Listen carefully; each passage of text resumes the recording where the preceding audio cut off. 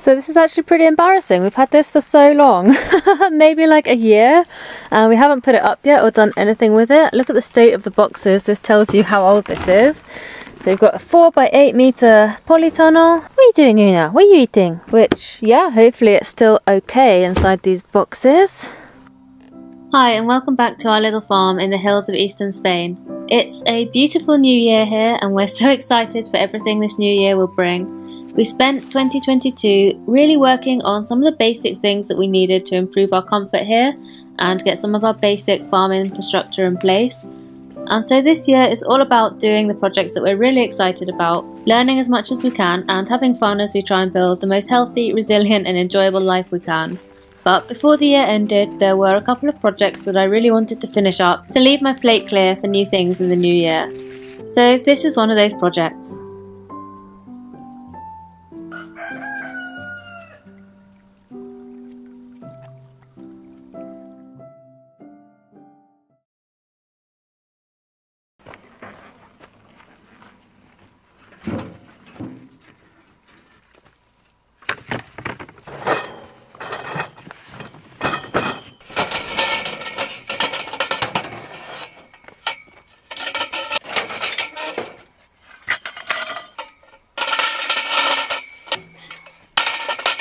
Some pegs, which don't look very secure, some elastic,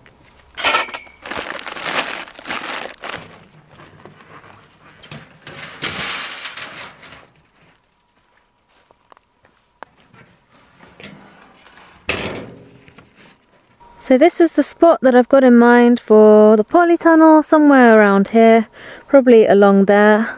This is a nice flat section of field and it's very close to the garden area, which is just over there. This is where we used to have the goat enclosure when we had an electric fence for them, and we took that down a little while ago and they moved into their new enclosure. Well, they haven't moved in yet, they're not back yet, but they've got a new enclosure now. You can see that everything's kind of growing back quite well actually. They did obviously eat everything green that was growing in this section, but everything seems to have recovered in the few weeks that they've been away.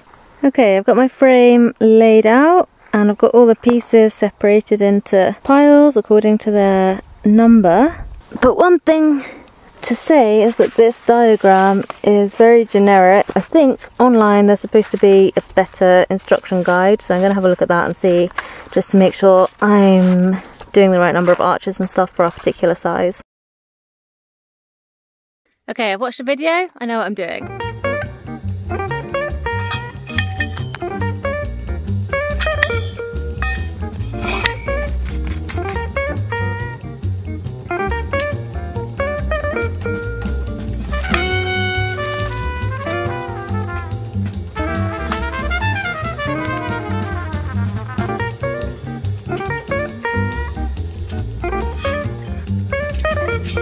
Okay, it's a little bit of a challenge to support pieces while you're putting them into place and screwing them together, but with some shoulders in key locations, it kind of helps a bit.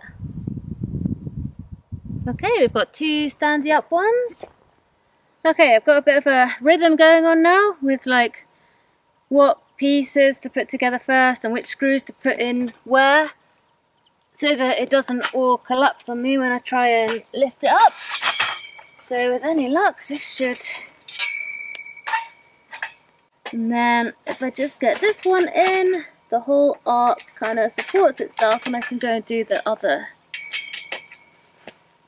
bits of it. Ooh.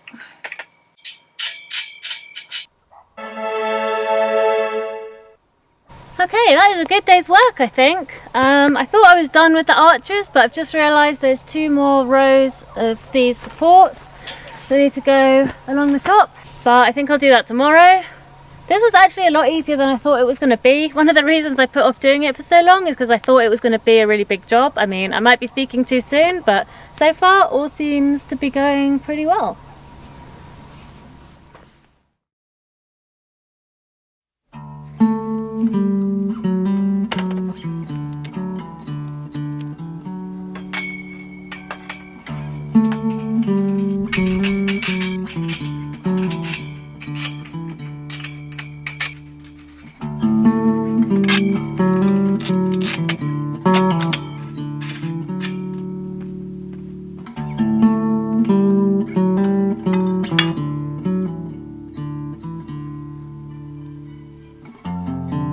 Okay, I've made my first mistake. These 4 arc pieces that are on each of the corners, I put them in the wrong way. This little hole should be up here because that's where I need to fit the door frame. But I think I can switch them up without too much of an issue.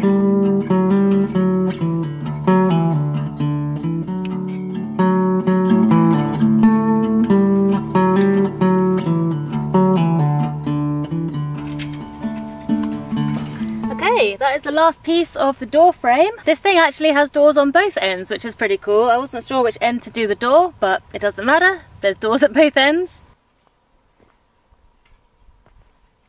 Okay, one door is on.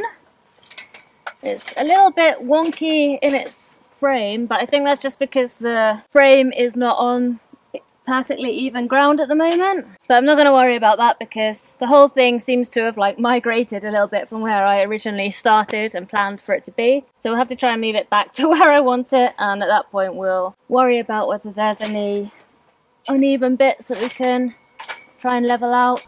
Okay, that is it. The frame and the doors are all up. It was actually a lot easier than I thought.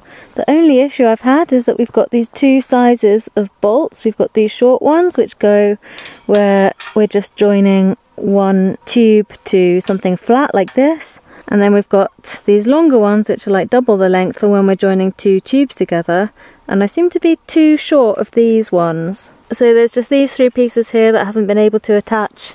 And the same on the other side of this door. So, I mean, everything's kind of in place, but I'll just have to, I don't know, find some longer bolts, I guess. But apart from that, it's all good. It's all in place. And this part was a lot easier than I thought it was going to be.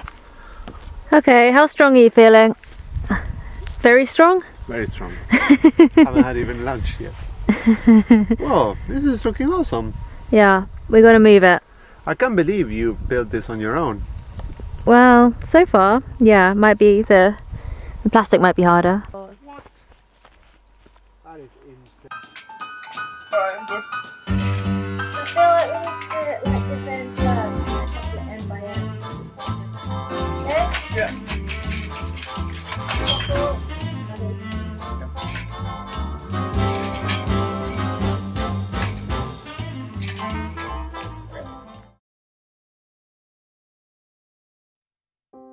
Okay, so one of the other reasons I hadn't put the polytunnel up yet was because I was worried about the wind, which we have a fair amount of here, and has actually brought down trees on our land. So I didn't want it to go lifting our polytunnel up like a big parachute and taking it off into the distance.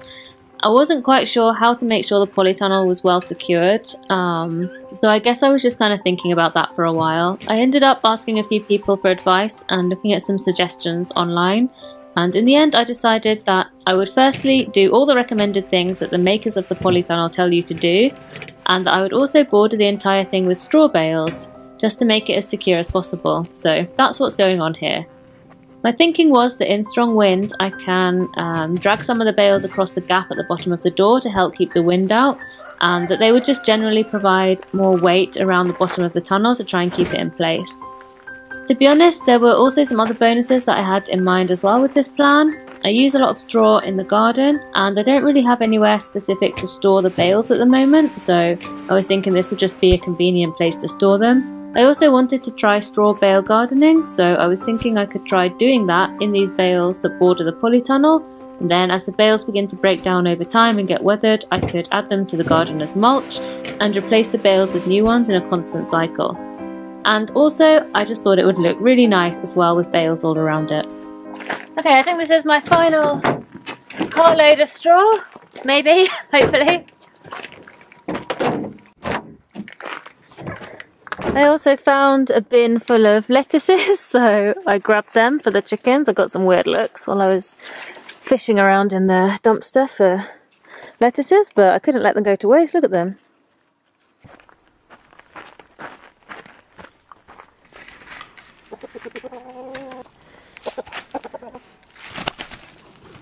Look at this one. This is basically perfect.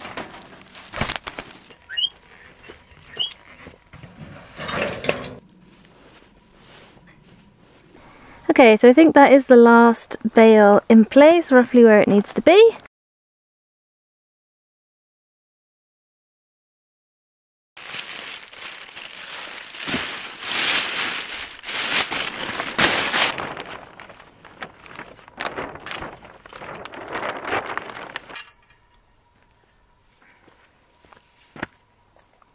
Put a few clips on the frame of the door, it says.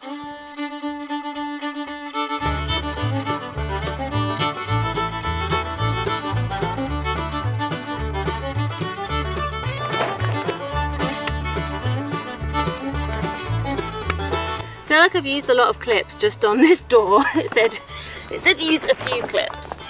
I've used quite a lot.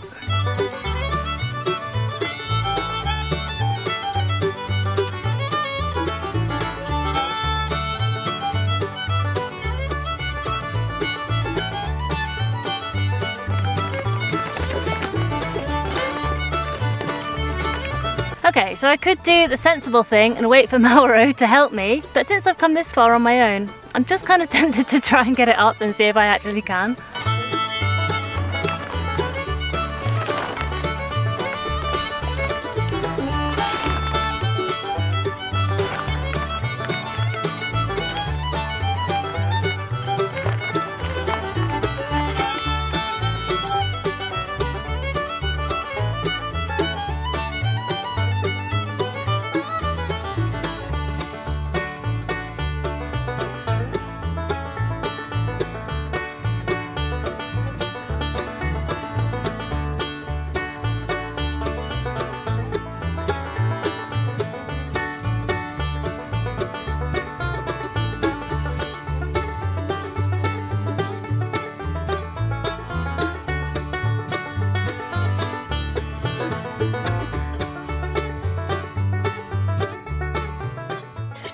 Okay, ooh, it's very hot in here.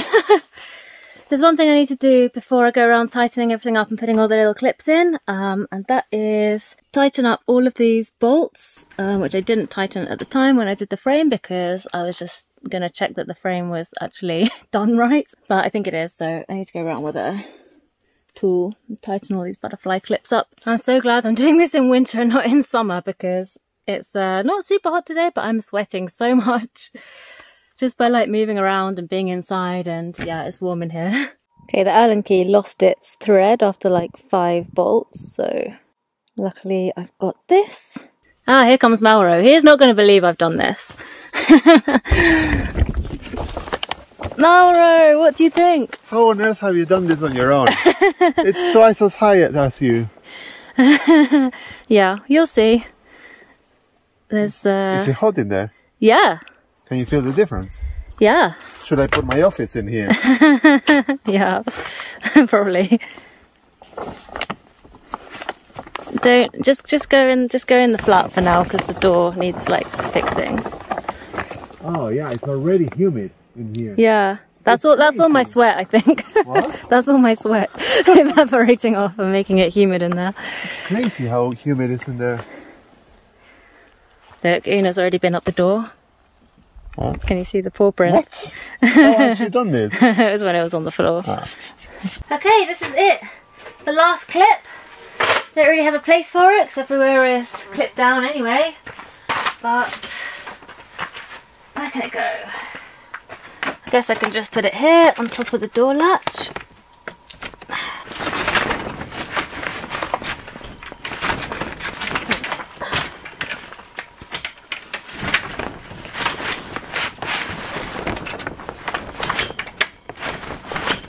Oh, somehow it's wiggled out of position. It doesn't seem to want to close anymore.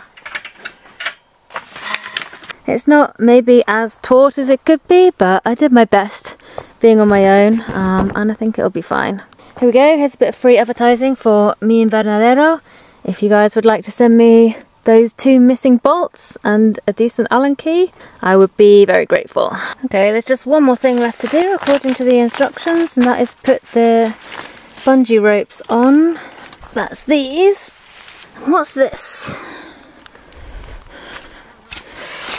Huh, I've missed something here.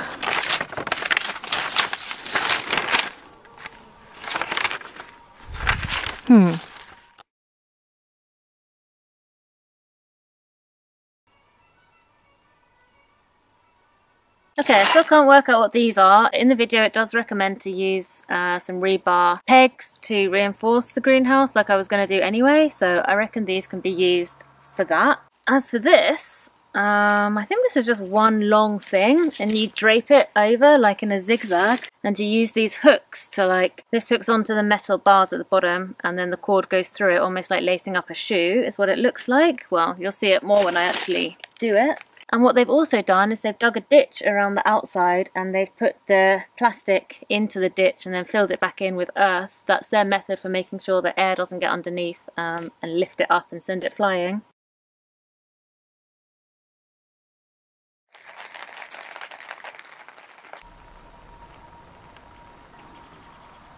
It's raining slightly today. It's not as bad as it sounds, it just sounds a lot louder in here. I'm gonna try and dig the ditch.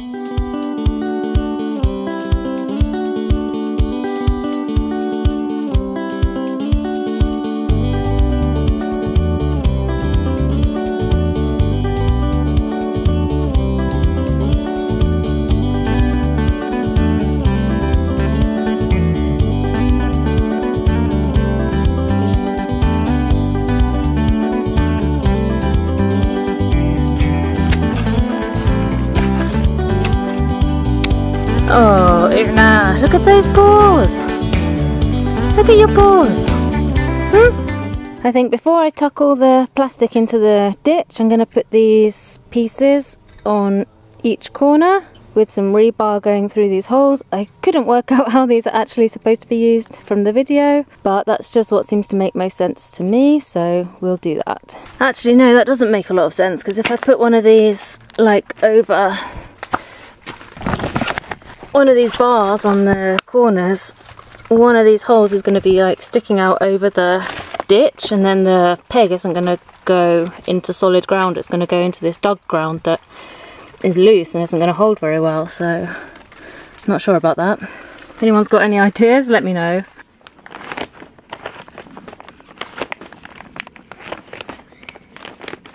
Hopefully you're not watching this as an instructional video, but just in case you are, the official instructions did say to dig the trench before trying to put the plastic on. So yeah, it seems to be fine this way, just tucking it in. Now for the fun part of filling it all back in.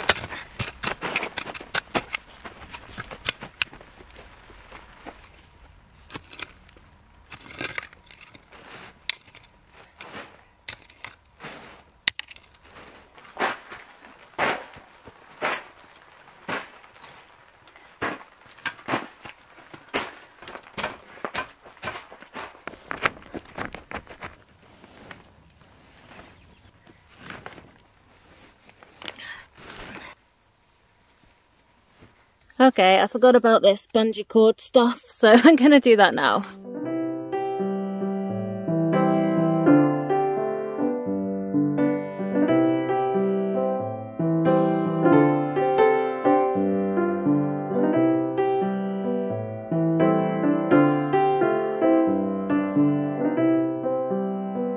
Okay, there's just one more thing I want to do, and that is put a few of these rebar pegs in around the edge.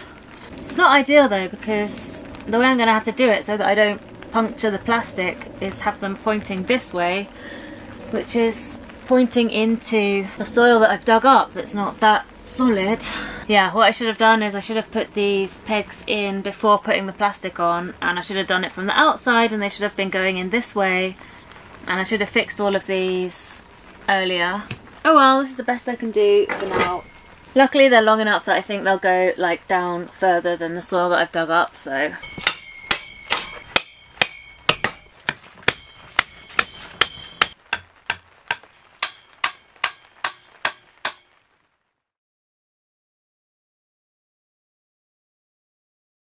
So for the water for the polytunnel, we've got this spare IBC at the moment, which has about,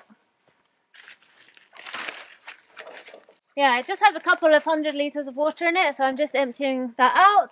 We had it up here because it's kind of helpful to be able to use the hose coming off the bottom and just wash things out. Like bigger things, buckets that you've like mixed cement in or something like that, which you can't do at the kitchen sink or anywhere else really. So that's why it's up here, but it's not super useful, so I think we're going to move it and put it near the greenhouse where it's going to be a lot more useful.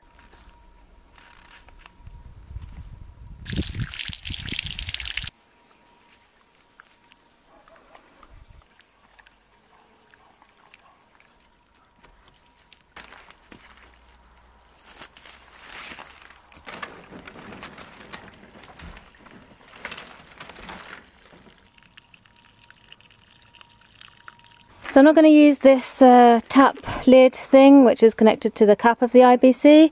I've actually got another one that's going to be more useful, so I'm sure I'll use this for something in the future. But it just so happens I've got this cap which has already been fixed to a bigger tap which goes into a piece of 40mm polyethylene piping. And this is what I need because I want to basically connect the bottom of the IBC that I'm about to move to the field to exactly this kind of pipe, so this is what I need.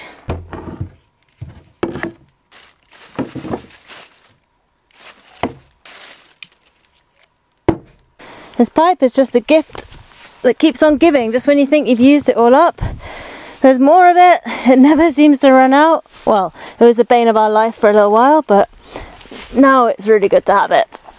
I think this bit is going to be just long enough.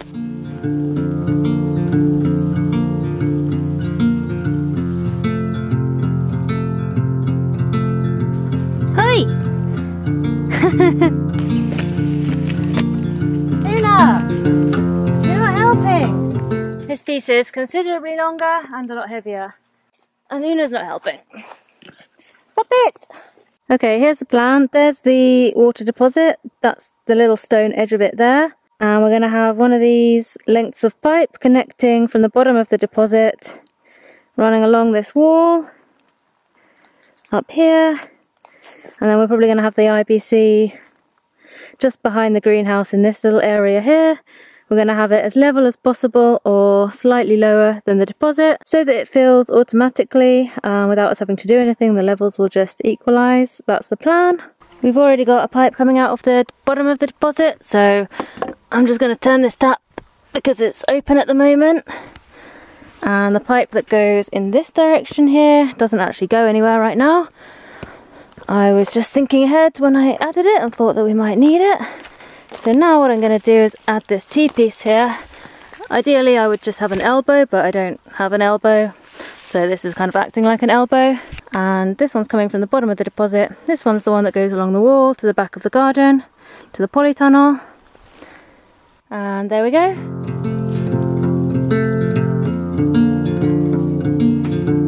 Oh, look, an apple. First apple from this tree.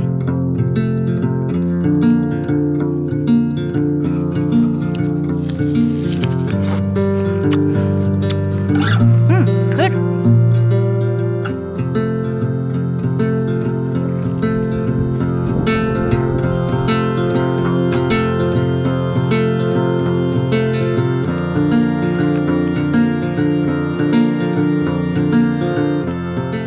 Okay, this is all a bit of a mess. It's not going to look like this in the long run.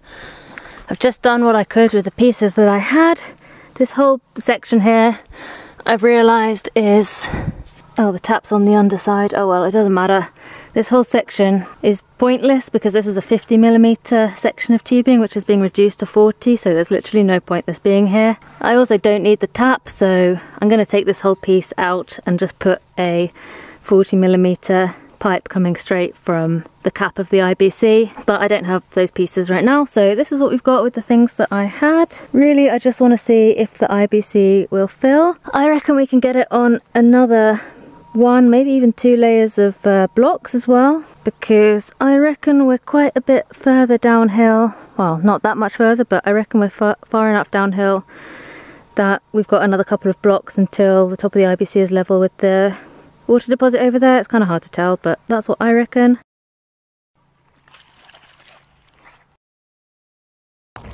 Oh, I think it's trying to come out the top. Yeah, okay, we're overflowing.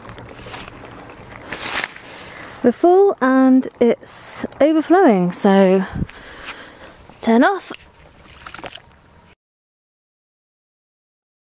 There's one more thing I wanted to do, and that is hang a min and max temperature thermometer in here so that I can see what temperatures it reaches during the day and gets down to at night.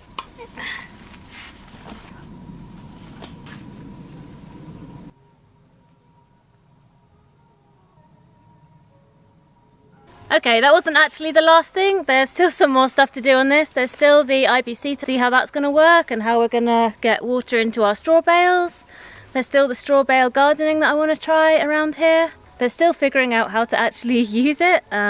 Be interesting to see what the min and the max temperatures are throughout the winter and see what kind of stuff we might be able to grow in there, whether it actually does extend our growing season or whether it's just a slightly different microclimate, which we have to learn how to use. So I'm excited to see how that goes. One more thing I'm gonna do, just because I feel like it looks a bit sad with nothing in there, is put this basil in there, see how it likes it.